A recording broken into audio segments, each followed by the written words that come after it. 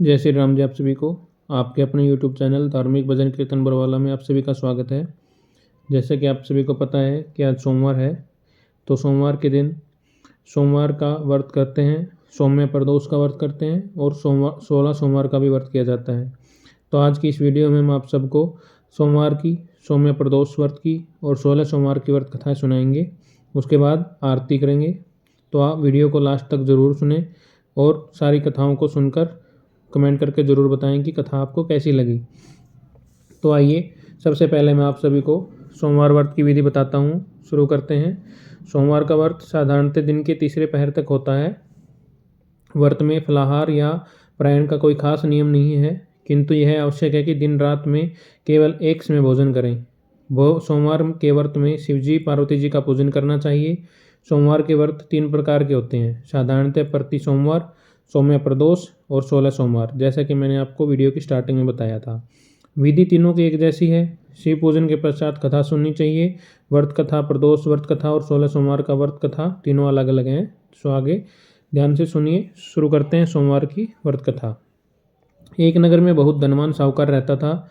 उसके घर में धन की कोई कमी नहीं थी, परंतु वह बहुत दुखी था क्योंकि उसके कोई पुत्र नहीं था। वैसी चिंता में दिन रात दुखी रहता था। पुत्र की कामना के लिए वह प्रत्येक सोमवार शिवजी का पूजन, व्रत और पूजन किया करता था। वह सायंकाल मंदिर में जाकर शिवजी के सामने दीपक जलाया करता था। उसके इस भक्ति भाव को देखकर एक समय पार्वती जी ने शिवजी महाराज से कहा, महाराज, यह साहूकार आपका अनन्य भगत है, सदैव आपका व्रत और पूजन बड़ी श्रद्धा से करता है। आपको इसकी मनोकामनाएं पूर्ण करनी चाहिए। शिवजी ने कहा, हे पार्वती, यह संसार कर्म क्षेत्र है। किसान खेत में जैसा बीज बोता है वैसा ही उसको फल मिलता है। उसी समय मनुष्य इस संसार में जैसा कर्म करते हैं वैसे ही फल भोगते हैं।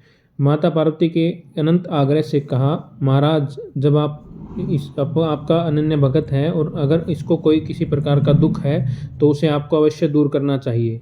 आप तो सदैव अपने भक्तों पर दयालु होते हैं और उनके दुखों को दूर करते हैं। यदि आप ऐसा नहीं करेंगे तो मनुष्य आपका पूजन तथा व्रत क्यों करेंगे। माता पार्वती का ऐसा आग्रह देख शिवजी कहने लगे, हे पार्वती, इसके कोई पुत्र नहीं है। इसी चिंता में यह अत्यंत दुखी रहता है। इसके भाग्य में पुत्र न होने पर भी मैं इसको पुत्र की प्राप्ति का वर देता हूँ, परंतु वह पुत्र केवल 12 वर्ष तक जीवित रहेगा। इसके पश्चात वह मृत्यु को प्राप्त हो जाएगा। इससे अधिक मैं इसके लिए कुछ नहीं कर सकता। माता पार्वती और भगवान शिव का यह वार्तालाप साहूकार सुन रहा था। इससे उसको न कोई प्रसन्नता हुई और न ही कोई दुख हुआ। वह पूर्व की तरह शिवजी का व्रत और पूजन करने लगा। कुछ समय बाद साहूकार की स्त्री गर्भवती हुई और 10वें महीने उसके एक सुंदर गर्भ से सुंदर पुत्र की प्राप्ति हुई। साहूकार के घर में बहुत खुशियां मनाई गई, परंतु साहूकार तो यह जानता था कि उसकी केवल 12 वर्ष की आयु है, इसलिए उससे अधिक प्रसन्नता प्रकट नहीं की और न ही किसी को यह भेद बताया। जब वह बालक 12 वर्ष का हो गया तो बालक की माता 11 वर्ष का हो गया तो बालक की माता उसके पिता से उसके विवाह के लिए कहा। साहूकार ने कहा, अभी मैं इसका विवाह नहीं करूंगा, मैं अपने पुत्र को काशी जी पढ़ने के लिए भेजूंगा।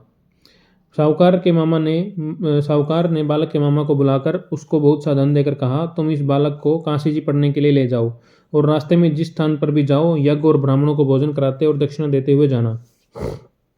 दोनों मामा भांजे यज्ञ करते और ब्राह्मणों को भोजन कराते तथा दक्षिणा देते हुए काशी की ओर चल पड़े। रास्ते में उनको एक शहर पड़ा। उस शहर में के राजा की कन्या का विवाह था, परंतु जो राजकुमार विवाह करने के लिए आया था वह एक आंख से काना था। उसके पिता राजा को इस बात की बड़ी चिंता थी कि कहीं राजकुमार को देख राजकुमारी और उसके माता पिता विवाह में किसी प्रकार की अड़चन पैदा न कर दें। जब उसने अति सुंदर सेठ के लड़के को देखा तो मन में विचार किया कि क्यों न द्वारचार के समय इस लड़के के सेवर का काम चलाया जाए। ऐसा मन में विचार कर राजकुमार के पिता ने उस लड़के और उसके मामा से बात की। वे राजी हो गए। फिर उस साहूकार के लड़के को वर के कपड़े पहनाकर तथा घोड़ी पर बैठाकर कन्या के द्वार पर ले गई। तब सभी कार्य प्रसन्नता से पूर्ण हो गया। राजकुमार के पिता ने सोचा कि यदि विवाह कार्य भी इसी लड़के से करा लिया जाए तो क्या बुराई है। ऐसा विचार कर लड़के और उसके मामा से कहा, यदि आप फेरों और कन्यादान के काम को भी करा दें तो आपकी बड़ी कृपया होगी। मैं इसके बदले आपको बहुत सारा धन दूंगा। दोनों ने इससे सहर्ष स्वीकार कर लिया और विवाह कार्य भी बहुत अच्छी तरह से संपन्न हो गया।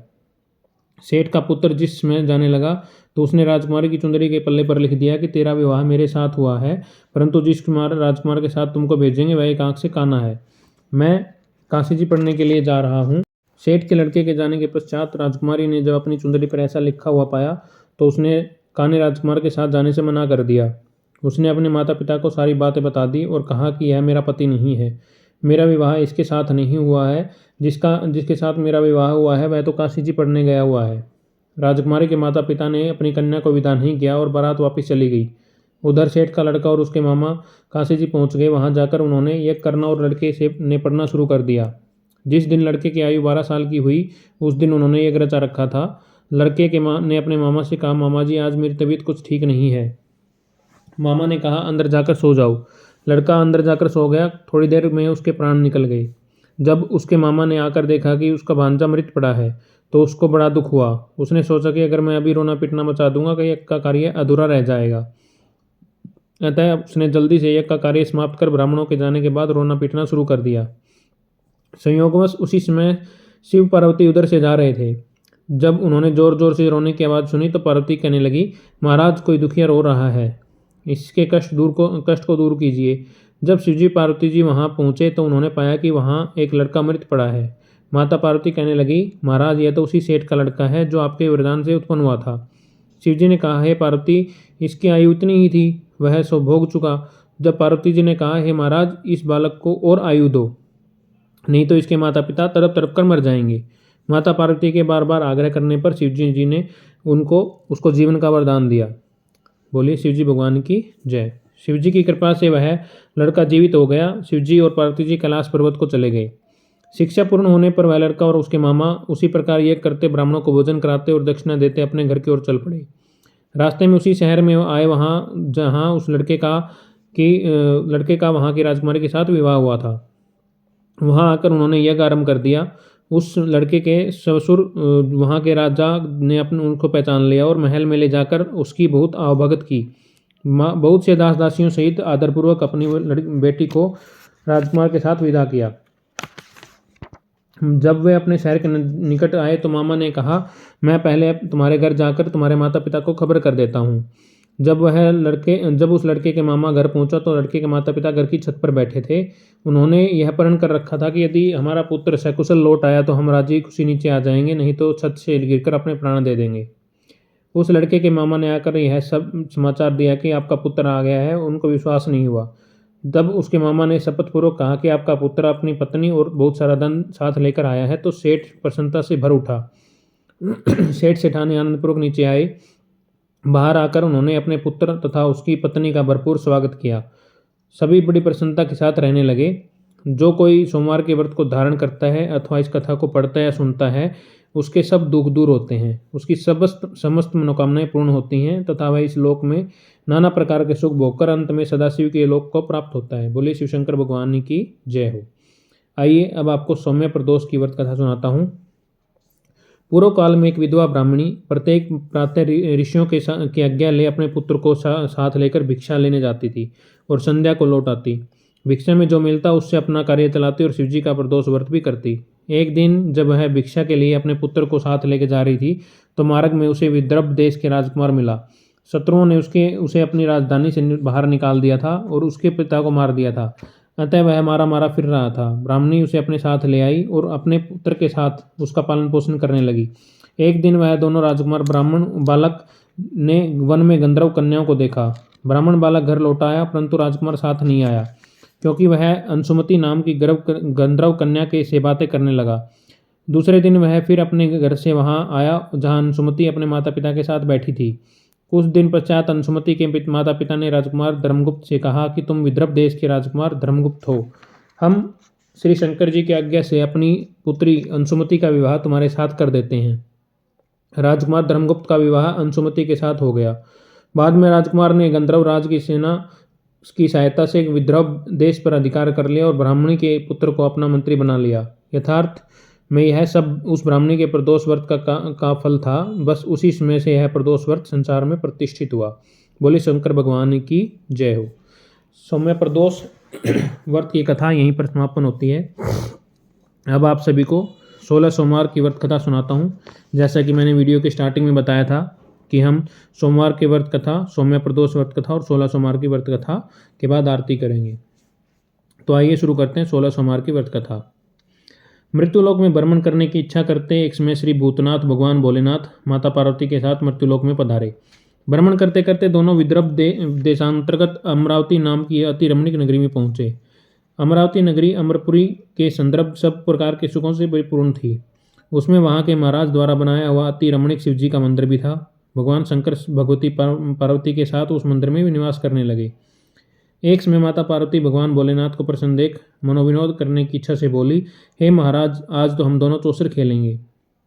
शिवजी ने प्राण प्रिया की बात को मान लिया और चौसर खेलने लगे। उस समय मंदिर का पुजारी ब्राह्मण मंदिर में पूजा करने आया। माता पार्वती ने पुजारी से प्रश्न किया कि पुजारी जी बताओ, इस बाजी में हम दोनों में से किसकी जीत होगी। ब्राह्मण बिना विचार किए शीघ्रता से बोल उठा कि महादेव जी की जीत होगी। थोड़ी देर में बाजी समाप्त हो गई और पार्वती जी की विजय हुई। पार्वती जी बहुत क्रोधित हुई और ब्राह्मण को झूठ बोलने के अपराध में के कारण श्राप देने की उद्यत हुई। भोलेनाथ ने माता पार्वती को बहुत समझाया, परंतु उन्होंने ब्राह्मण को कोढ़ी होने का श्राप दे दिया। कुछ समय बाद पार्वती जी के श्रापवश पुजारी के शरीर में कोढ़ पैदा हो गया। वह अनेक प्रकार के दुखी रहने लगा। पुजारी को श्राप कष्ट भोगते हुए बहुत दिन हो गए। तब एक दिन देवलोक की अप्सरा शिवजी की पूजा हेतु उसी मंदिर में पधारी। पुजारी की कोढ़ के कष्ट को देख उसने बड़े दयाभाव से उससे रोगी होने का कारण पूछा। पुजारी ने निसंकोच सारी बातें कह दी। वे अप्सराएं बोली, हे पुजारी, अब तुम अधिक दुखी मत होना, भगवान शिव तुम्हारे कष्ट को दूर कर देंगे। तुम सब व्रतों में श्रेष्ठ षोडश सोमवार का व्रत भक्तिभाव से किया करो। पुजारी ने अप्सराओं से विनम्र भाव से षोडश सोमवार व्रत की विधि पूछी। अप्सरा ने बताया कि सोमवार को भक्ति के साथ व्रत करें, स्वच्छ वस्त्र पहने, संध्या व उपासना के बाद आधा सेर गेहूं का आटा लें, उसमें 3 अंग बनाएं, घी, गुड़, दीप, नैवेद्य, पुंगीफल, बेलपत्र, जनेऊ, जोड़ा, चंदन, अक्षत, पुष्प आदि के साथ प्रदोष काल में भगवान शंकर का विधि से पूजन करें। तत्पश्चात 3 अंगों में से एक शिवजी को अर्पण कर दें, बाकी 2 को शिवजी का प्रसाद समझकर उपस्थित जनों में बांट दें और आप भी प्रसाद पाएं। इस विधि से 16 सोमवार का व्रत करें। 17वें सोमवार को पाव सेर पवित्र गेहूं के आटे की बाटी बनाएं, उसमें घी और गुड़ मिलाकर चूरमा बनाएं, भगवान भोलेनाथ को भोग लगाकर उपस्थित भक्तों में बांटें। उसके पश्चात कुटुंब इस सहित प्रसाद लें और शिवजी की कृपा से उसके सभी मनोरथ पूर्ण हो जाते हैं। ऐसा कहकर अप्सराएं स्वर्ग को चली गई। ब्राह्मण ने यथाविधि 16 सोमवार का व्रत किया और भगवान शिवजी की कृपा से रोगमुक्त होकर आनंद से रहने लगा। कुछ दिन बाद शिवजी और पार्वती जी फिर से उस मंदिर में पधारे। ब्राह्मण को निरोग देख पार्वती जी ने ब्राह्मण से रोगमुक्त होने का उपाय पूछा तो ब्राह्मण ने 16 सोमवार व्रत की कथा सुनाई। पार्वती जी अति प्रसन्न हो ब्राह्मण की व्रत की विधि पूछकर स्वयं व्रत करने को तैयार हो गई। व्रत करने के बाद उनकी मनोकामनाएं पूर्ण हुई और उनके रूठे हुए पुत्र स्वामी कार्तिकेय स्वयं माता के आज्ञाकारी हुए। कार्तिकेय जी को अपना यह विचार परिवर्तन का रहस्य जानने की इच्छा हुई। वे माता से बोले, हे माता, आपसे ऐसा कौन सा उपाय किया जिससे मेरा मन आपकी ओर आकर्षित हुआ। पार्वती जी ने वही 16 सोमवार की व्रत कथा को सुनाई। कार्तिकेय जी ने कहा, इस व्रत को मैं भी करूंगा, क्योंकि मेरा प्रिय मित्र ब्राह्मण बहुत दुखी दिल से प्रदेश गया है, मेरी उससे मिलने की बहुत इच्छा है। कार्तिकेय जी ने भी इस व्रत को किया और उसका प्रिय मित्र मिल गया। मित्र ने इस आकस्मिक मिलन का भेद कार्तिकेय जी से पूछा तो वे बोले, हे मित्र, हमने तुम्हारे मिलने से की इच्छा करके 16 सोमवार का व्रत किया था। अब तो ब्राह्मण मित्र को अपने विवाह की बड़ी इच्छा हुई। उसने कार्तिकेय जी से व्रत की विधि पूछी और यथाविधि व्रत किया। व्रत के प्रभाव से जब वह किसी कार्यवश विदेश गया तो वहां के राजा की लड़की का स्वयंवर था। राजा ने प्रण किया था कि जिस राजकुमार के गले में सब प्रकार से श्रृंगारित हथिनी माला डालेगी, मैं उसी के साथ अपनी प्यारी पुत्री का विवाह कर दूंगा। शिवजी की कृपा से वह ब्राह्मण भी उस स्वयंवर देखने की इच्छा से राजसभा में एक और बैठ गया। नियत समय पर हथिनी आई और उसने जयमाला उस ब्राह्मण के गले में डाल दी। राजा ने अपनी प्रतिज्ञा के अनुसार बड़ी धूमधाम से अपनी कन्या का विवाह उस ब्राह्मण के साथ कर दिया। ब्राह्मण को बहुत सा धन और सम्मान देकर संतुष्टित किया। ब्राह्मण सुंदर राजकन्या पाकर सुख से जीवन व्यतीत करने लगा। एक दिन राजकन्या ने अपने पति से प्रश्न किया कि हे प्राणनाथ, आपने ऐसा कौन सा भारी पुण्य किया था कि जिसके प्रभाव से अथिनी ने सब राजकुमारों को छोड़कर आपको वरण किया। ब्राह्मण बोला कि हे प्राणप्रिय, मैंने अपने मित्र कार्तिकेय जी के कथानुसार 16 सोमवार का व्रत किया था, जिसके प्रभाव से मुझे तुम जैसी रूपमान पत्नी की प्राप्ति हुई। व्रत की महिमा सुनकर राजकन्या को बड़ा आश्चर्य हुआ। वह भी पुत्र की कामना करके व्रत करने लगी। शिवजी की दया से उसके गर्भ से एक सुंदर पुत्र, सुशील, धर्मात्मा और विद्वान पुत्र प्राप्त हुआ। माता पिता दोनों उस देवपुत्र को पाकर अत्यंत प्रसन्न हुए और उसका लालन पालन भली प्रकार से करने लगे। जब पुत्र समझदार हुआ तो एक दिन उसने अपनी माता से प्रश्न किया कि हे माता, तुम कौन सा व्रत एवं तप किया जो मेरे जैसा पुत्र तुम्हारे गर्भ से उत्पन्न हुआ। माता ने 16 सोमवार व्रत की कथा पुत्र को बताई। पुत्र ने जब सब तरह से मनोरथ पूर्ण करने वाले सरल व्रत को सुना तो वह भी राज्याधिकार पाने की इच्छा से हर सोमवार को यथाविधि वह व्रत करने लगा। व्रत शुरू होने के बाद उस देश के वृद्ध राजा के ने दूतों ने आकर उसको राजकन्या के लिए वर्ण किया। राजा ने अपनी पुत्री का विवाह ऐसे सर्वगुण संपन्न ब्राह्मण युवक के साथ करके बड़े सुख प्राप्त किया। वृद्ध राजा ने के दिवंगत हो जाने के बाद इसी ब्राह्मण युवक को सिंहासन पर बैठाया गया, क्योंकि दिवंगत राजा के कोई पुत्र नहीं था। राज्य का उत्तराधिकारी होकर भी वह ब्राह्मण पुत्र 16 सोमवार का व्रत करता रहा। जब 17वां सोमवार आया तो विप्र पुत्र ने अपनी प्रियतमा से पूजन सामग्री लेकर शिव पूजा के लिए शिवालय में चलने को कहा, परंतु उसकी पत्नी ने उसकी आज्ञा की परवाह नहीं की। दास दासियों द्वारा सब सामग्रियां शिवालय भिजवा दी, परंतु आप नहीं गई।